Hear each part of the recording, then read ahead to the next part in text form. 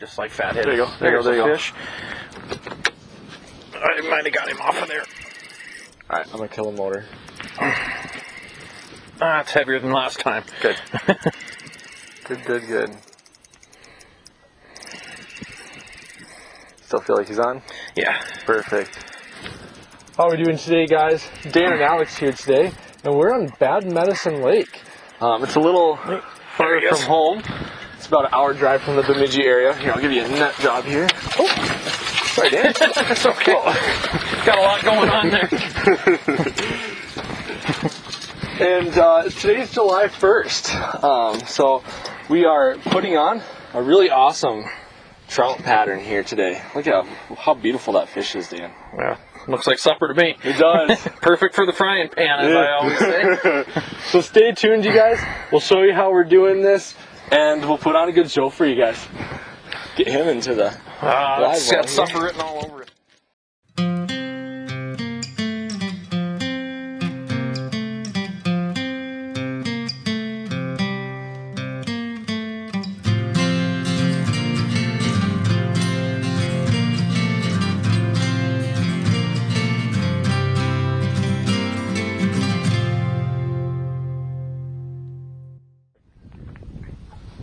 There's the fish. Got him? Yeah. Perfect. I'm gonna kill the motor. This little salmo is doing the trick today. It's a nice fish. It's not huge, but of course when the boat's moving, they all feel bigger. Yeah. You know? Well, I think the main reason why that salmo is doing so hot is it matches the forage. Yeah, You know? and that's something we always try to pick up on, you know. I'll get you. There's the cowbells. There he is. Look On the show. Right? Yep. There we go. They are full of energy this morning. I'll get him on the hooks here. So today, guys, like I said, it's July 1st, and we're fishing for rainbow trout. It's a different technique than most people would consider. A lot of people think that you can't catch trout in July. Trout on the deck. Are you going to keep them, Dan? Yeah. Perfect. I can get a hold of him. There we go. Nice fish. Yeah. Another Love beautiful. the colors. And they got some girth to them, you know. They do. And so the rigs that we're using today are rather complex than what we're used to. Yeah. It's a bit heavier and a little bit more flash than what we're used to. But today we're fishing anywhere from 35 to 80 feet deep. Yeah, it's deep. They're just found over the deep water. They're searching for the cool temperatures. But we're using just a dipsy diver here. We have two different weights on. I'm using something a little bit heavier, which helps get it down a little bit deeper. Dan's using the slightly smaller size, but you just have to let out just a hair bit more line. Yeah, and it's doing the trick. And then we're doing cowbells.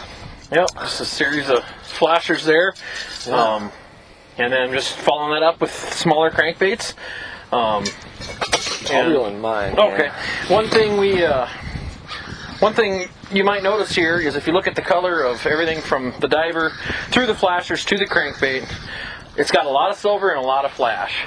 Alex's is set up the same way. Very similar. And the reason we're going with that color and our choice in crankbaits is we're trying to match the forage out here. Mm-hmm. There's a number of minnow species in here.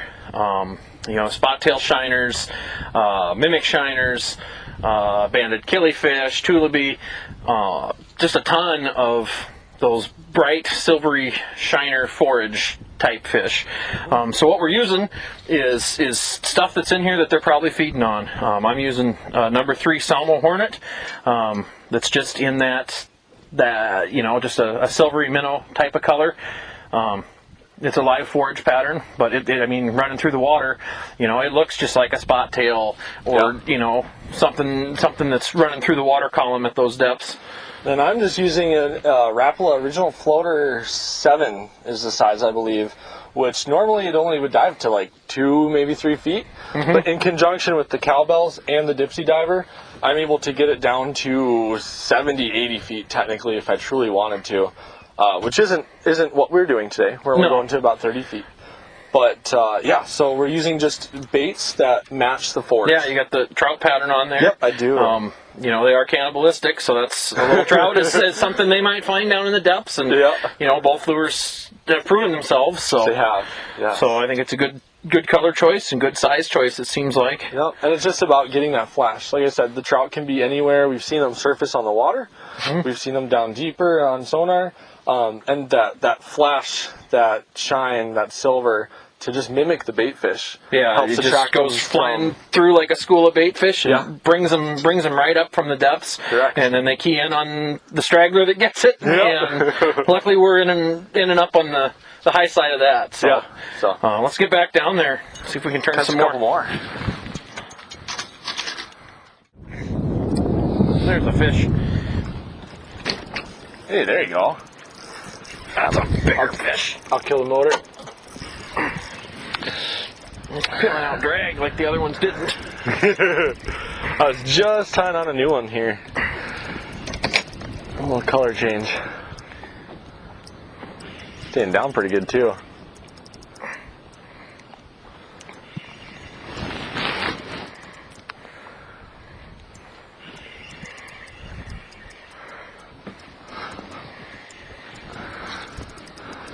Staying down nicely. That's a nice fish. Very, very nice. Coming your way. There we go. That was close. Couldn't get much closer than that, buddy. I'll just let that flop over the edge of the boat for a while. Oh, I love how like wriggly and how much of a fight these guys Oh, put up. they're so thick. I mean, for area trout here, Yeah. just a nice thick girth. Girthy. I'll tell you Perfect what, eaters. there's going to be a lot of meat on them too. Yeah. I like that side of it. We'll get him in the live well here. So, as far as where we are running these more complicated than usual rigs, we're kind of sticking mainly to the walls of the basin. You know, we get those 70, 80 foot, what are we now, 60 some foot of water. Yeah. Those real deep basins, and you know, we're just kind of running around the edge, not right up against the wall, but I mean, these are suspended fish. Yeah. You know, they're anywhere from 15, 20 feet all the way down to like 40, it looks like we've been marking fish. So we don't have to run super deep. You know, we can let out enough line to get these things down 20, 30 feet. Then we pick up probably a few feet on the crankbaits. But those fish, they're willing to come up. It's like, it's clear water, they can see it. So you don't have to be right on the fish. It's okay to be above them and let them come up. Yeah. Well, that was the interesting thing we saw earlier today. I was actually had my rod a little bit far forward, and I was able to see my my dipsy diver and my crankbait on the sonar, and it was so cool. We saw a fish shoot up and go, and like was right in line with the dipsy diver, and then shoot back down. It didn't bite for whatever reason, but it was actually really cool to see that that fish was eager Yeah, it was to crazy. shoot up 15, 20 feet. It was, you know, down in 40 feet of water, shot up to about 30. Like, that's awesome. That's Yeah, really and- cool. You know, I don't know how much experimentation you did yesterday running different speeds. You know, what have we been running today for speed? We've been doing like 0.8 to 1.2. Okay, You know, so just right around that 1 mile an hour Yep, mark. right around Just 1 enough hour. to cover water and keep those baits down deep. And you know, I think that's the thing with misconception with trout is like they aren't as aggressive as like a walleye might be, where they go and they swim really fast. You know, they are wriggly and they like to put up a good fight, but they really like that slower speeds. You know, they got to shoot up.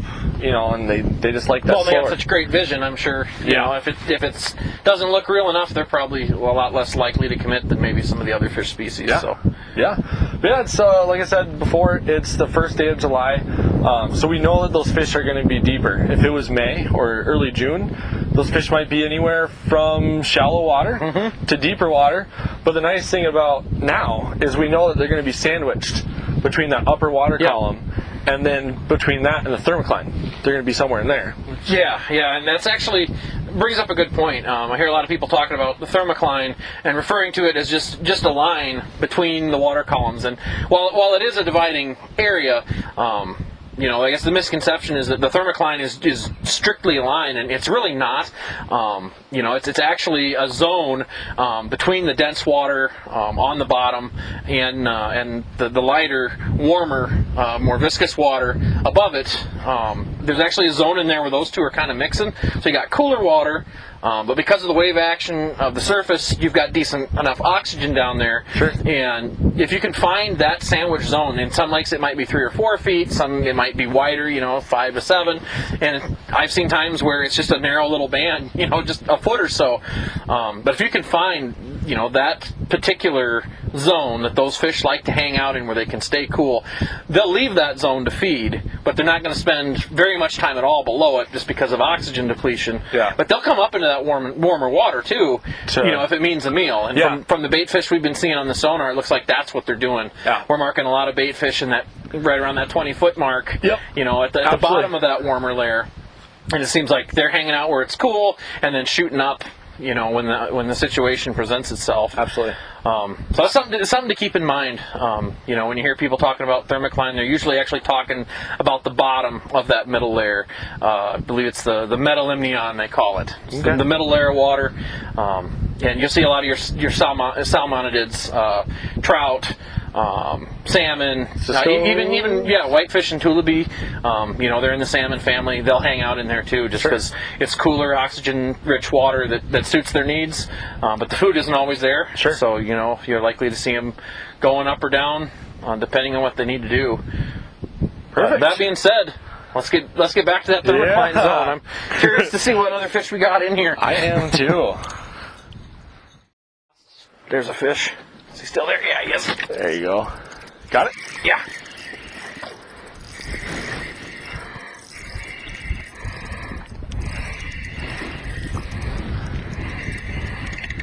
Coming at you. Oh, nice one. That is a nice one.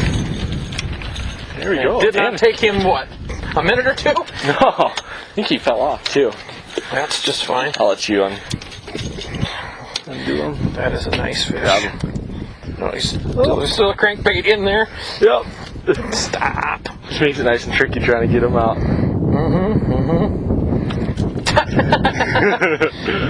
Like I said, and they have like the slime coat on them a little bit. They do not like to be handled. That is for sure. Now I'm caught in the crankbait. Oh, no. Just the same.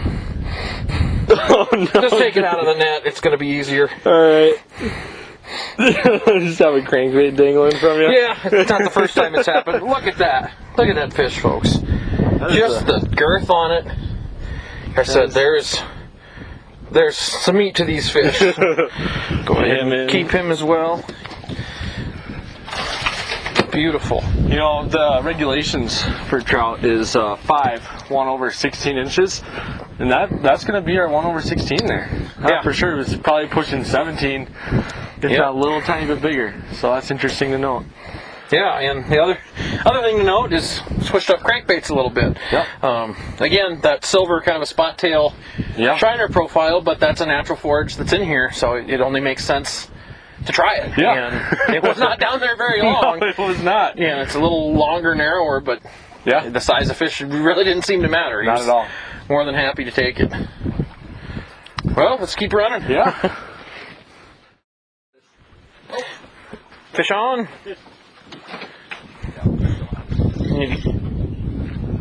I was looking for the remote and you had it right there. Let's see if I can net this squirrely devil for you. Putting on a show. Staying down and jumping up.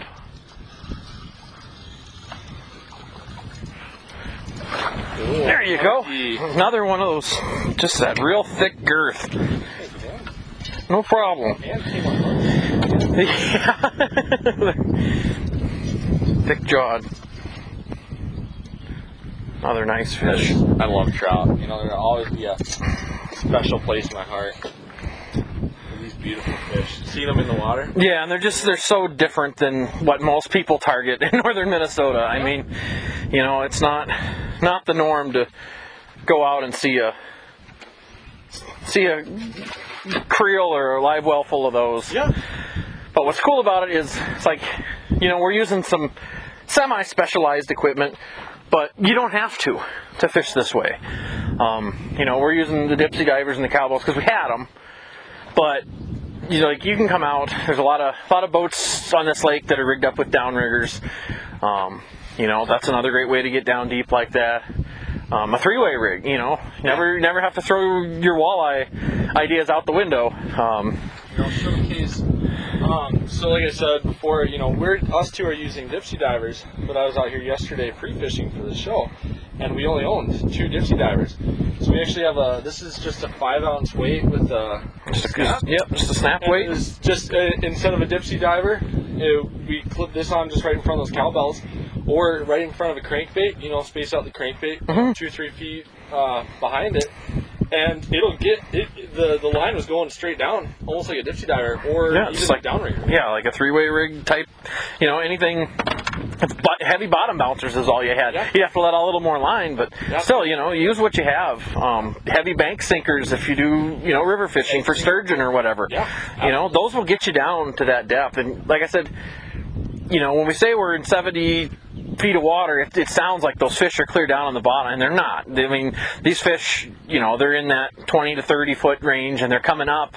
So our baits, they're not getting down super deep. No. You know, even I suppose if you had a deep diving crankbait, like a deep tail dancer, or, you know, something that dove to that 20 foot mark, they'd probably still come up and hit it. Yeah. You know, if it was small enough with a big enough bill. Absolutely. So, I mean, it's nice to have the specialized equipment, but like so many of our other adventures, you don't need anything fancy.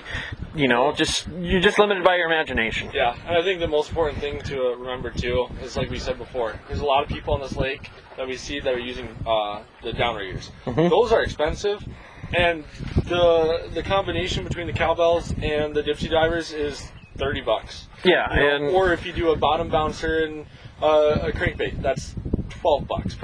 You know, it's not very expensive. Yeah, I mean, with the downrigger, we see there's some nice looking walleye boats parked on some docks here, and you know, they've got the wave whackers and the kicker and the, you know, the rear mounted trolling motor, and then they've got big downriggers on the corners, and it's just like you're adding a lot of stuff to the back of that boat. And you know, I understand a lot of it, but like downriggers, they're kind of a unitasker. I mean, to go up and down is really all you can do with them. So, you know, if you're worried about money or having that extra boat space, I mean, it's not anything that you need to come out and fish deep. You know, now maybe on the Great Lakes when you're fishing way down there, hundreds of feet, you know, that's a little different. But, you know, for what we're doing today, just going down 20, 30 feet, you know, we can buy everything we need at the local bait shop or the local big box store and still have a great day. Absolutely. And that's the really unique thing about Minnesota is you can go on the DNR website and you can look up trout, and there's a list of all the different lakes in Minnesota that they stock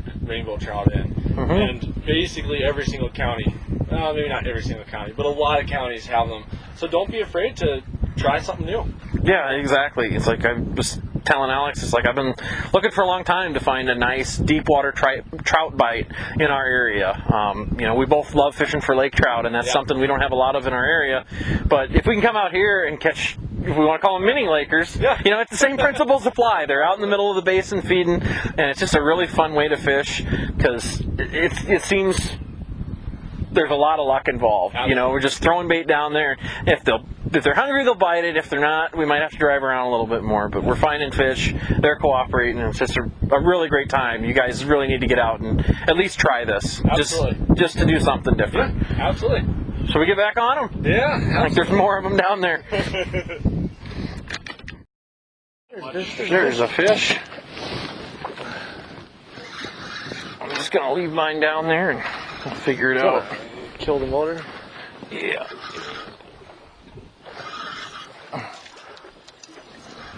See, another decent one I'm there, coming. Dan. That is a nice, beautiful fish.